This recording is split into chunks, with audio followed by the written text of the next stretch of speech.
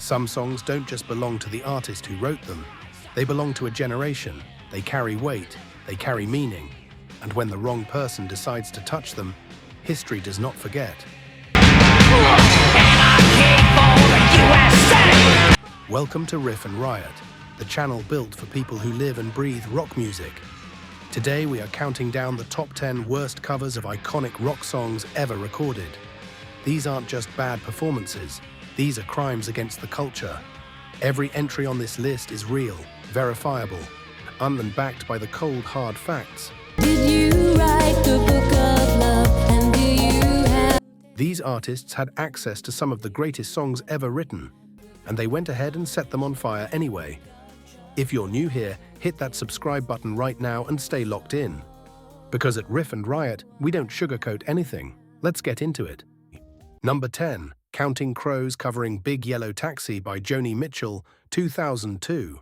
Got till it's gonna be paradise, put up a parking lot. Joni Mitchell wrote Big Yellow Taxi in 1970 as a raw, earnest protest song about industrialization destroying nature. The famous chorus about paving paradise and putting up a parking lot hit like a gut punch in its simplicity and sincerity. Then Counting Crows arrived in 2002 and turned it into something that critics described as cold, commercial, and completely lifeless. The very thing Joni warned about, taking something beautiful and draining it of soul, is exactly what this cover did. Despite being constantly listed among the worst songs of 2002 by critics, the cover somehow climbed to number 42 on the Billboard Hot 100 and went certified gold in the United States. Commercial success did not equal artistic credibility. And a big yellow taxi took my girl. The irony was not lost on anyone. A song warning against hollow commercialism became one of the most hollow commercial products of its year. Joni Mitchell built something timeless. Counting Crows accidentally proved her point. Number 9. Alien Ant Farm covering Smooth Criminal by Michael Jackson, 2001.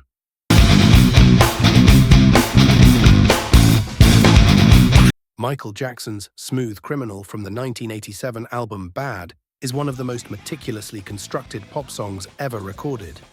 The rhythm, the tension, the choreography. Every element was intentional and iconic.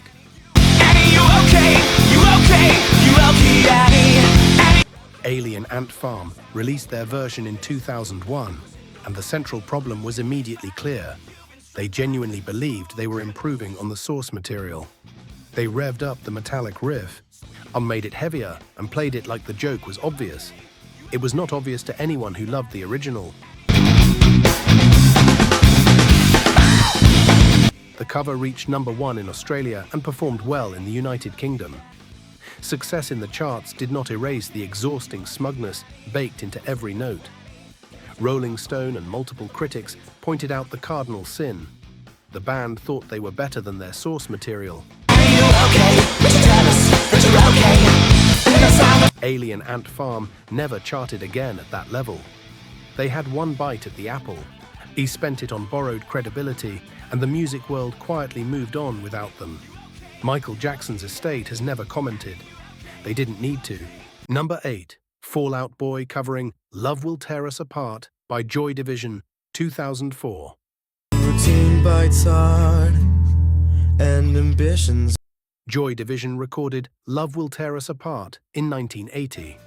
It was released 1 month after frontman Ian Curtis took his own life at the age of 23.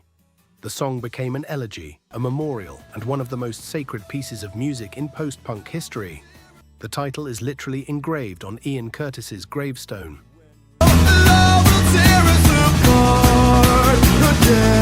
Fall Out Boy released their version in 2004 on a limited EP titled And This Is Real. My heart will always be the B-side to my tongue.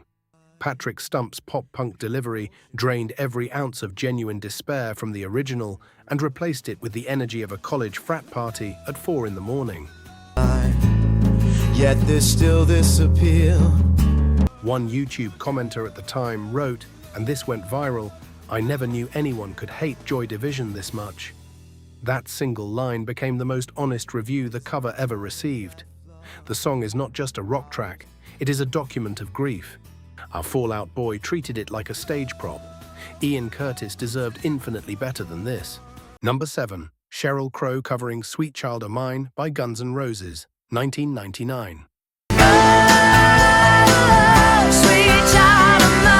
When Guns N' Roses released Sweet Child O' Mine in 1988, Slash's opening guitar riff became one of the most recognizable sounds in rock history within seconds of the record playing. Axl Rose's voice carried raw fire. The combination was untouchable. Sheryl Crow recorded her version for the 1999 Adam Sandler film Big Daddy. She won the Grammy for Best Female Rock Vocal Performance for it, which only deepened the controversy. The Grammy committee apparently did not notice that she completely removed the iconic opening guitar riff. Gone, the most identifiable moment in the entire song, erased.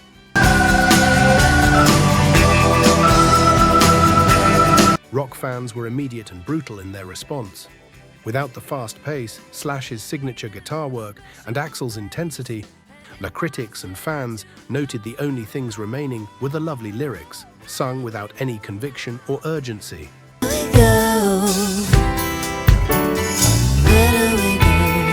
One reviewer compared it to karaoke sung by someone who had never been angry in their life. Axl Rose has never publicly commented. Given his documented history of speaking his mind on everything, that silence might actually say more than words ever could. Number 6. Madonna covering American Pie by Don McLean, 2000.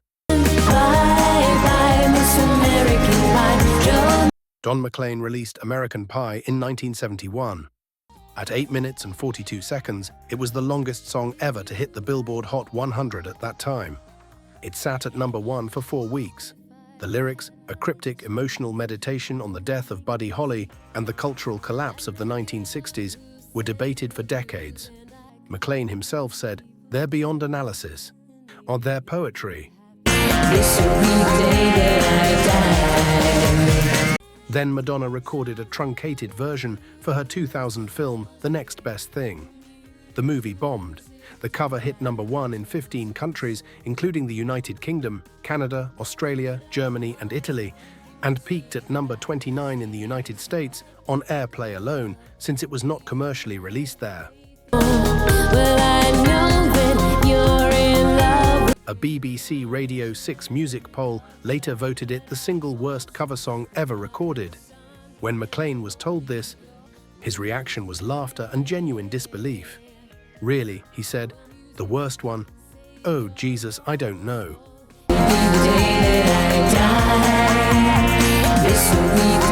Even the original artist could barely keep a straight face. Madonna herself later admitted she regretted including it on her album Music, saying a record label executive had twisted her arm into doing it. 8.5 minutes of folk poetry reduced to a 4-minute dance pop moment for a film nobody remembers. Number 5. Mötley Crüe covering Anarchy in the UK by the Sex Pistols, 1991. The Sex Pistols released Anarchy in the UK in 1976. It was a declaration of war against the establishment, against comfort, against everything polished and corporate. Johnny Rotten screamed it like a man with absolutely nothing to lose. It changed music permanently. Mötley Crüe added their version as a bonus track to their 1991 compilation Decade of Decadence, when Nikki Sixx had publicly praised the Sex Pistols for years. That makes what followed even harder to explain. The band took a sledgehammer to every element of the original, playing it as an arena rock moment, complete with hairspray and what critics described as processed bravado. Vince Neil even replicated Johnny Rotten's vocal ad-libs note for note, which critics described as painfully literal and completely missing the point. The difference between the versions, as one writer put it, was that the crew took something raw and made it bloated.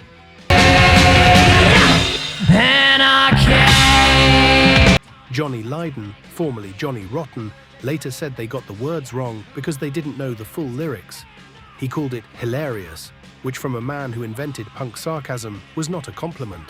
Number 4. Miley Cyrus covering Smells Like Teen Spirit by Nirvana. Kurt Cobain wrote Smells Like Teen Spirit in 1991. It detonated grunge into the mainstream and permanently altered the direction of rock music. The song was raw, unpredictable, and soaked in a specific kind of disaffected despair that could not be faked.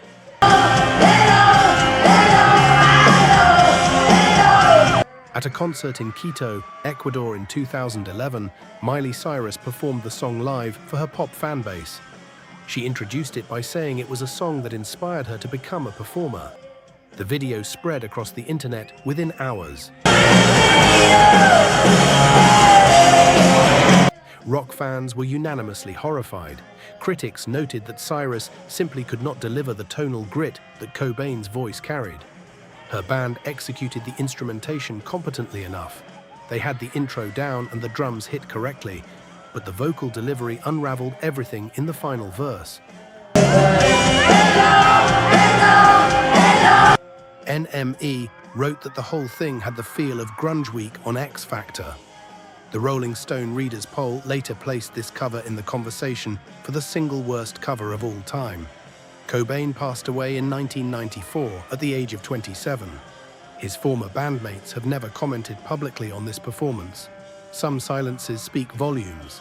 Number 3. Hilary Duff covering My Generation by The Who.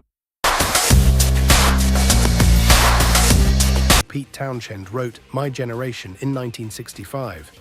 Roger Daltrey's defiant stutter, "I hope I die before I get old," became one of rock music's most iconic declarations. It was raw teenage rebellion bottled into 3 minutes. It influenced punk, alternative, and every generation of outsiders who came after it. In 2004, 16-year-old Disney television star Hilary Duff released her version. She reportedly only recorded it because her manager was a fan of The Who. Nobody in that room apparently thought to question whether a squeaky clean tween pop star with drum machines and tinny synths was the right vessel for a song dripping in nihilistic rage.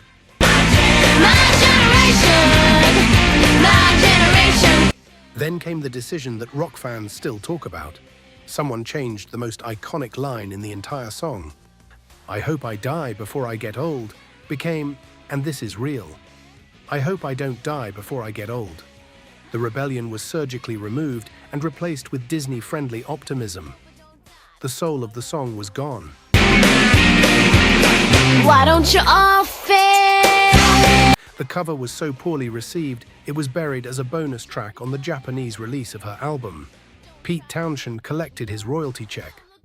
He has never publicly commented in detail. Duff herself later admitted she did not always get to make the music she wanted when under label control. That is the most honest thing anyone said about this entire situation. Number 2, Limp Bizkit covering Behind Blue Eyes by The Who. Pete Townshend wrote Behind Blue Eyes in 1971 as part of his ambitious Lifehouse rock opera project. The song was written from the perspective of the villain, a man forced into darkness who believes he is good. Roger Daltrey recorded it for Who's Next on the day his dog had been killed by a car. The rawness in his voice was real. Limp Bizkit released their version in 2003 as a single from their album Results May Vary. And the band was in commercial decline. In place of the song's cathartic bridge, the exact moment where emotional release was supposed to happen, they inserted a speak and spell toy, spelling out the letters L-I-M-P 4 times. That choice alone tells you everything. Rolling Stone readers voted it the second worst cover song of all time in a public poll. Townshend's official response, published in Uncut magazine in 2005, was this: "When I first heard it, I thought of the time I clubbed Abby Hoffman. It was an embarrassing effort and one that discredits a fine song."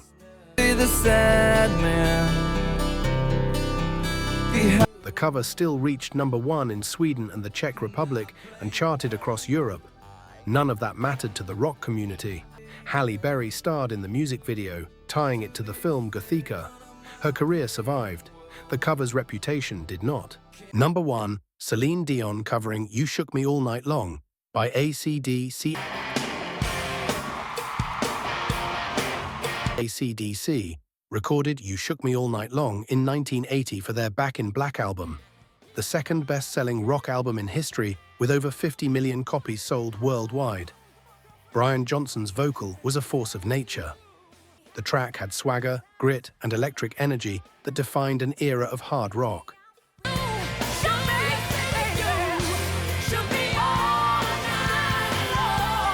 Celine Dion performed her version live during her Las Vegas residency, and there is no diplomatic way to describe what happened. She brought her orchestral, operatic sensibility to a song built entirely around working-class rock and roll rebellion. The swing-influenced intro gave way to a faithful recreation of the backing track, except with Dion's polished Vegas delivery in place of Johnson's iconic screech. Multiple sites independently voted it the worst cover of an AC/DC song ever recorded, and several voted it worst cover song across any genre. The consensus was simple. There was no reason for this to exist. Brian Johnson has never publicly commented, though AC/DC fans across the internet have been commenting on his behalf for years without pause. The song belongs in a category where power, attitude, and authenticity are non-negotiable. Celine Dion has one of the greatest voices in recording history. That is precisely what made this cover so baffling. Talent without context is just noise.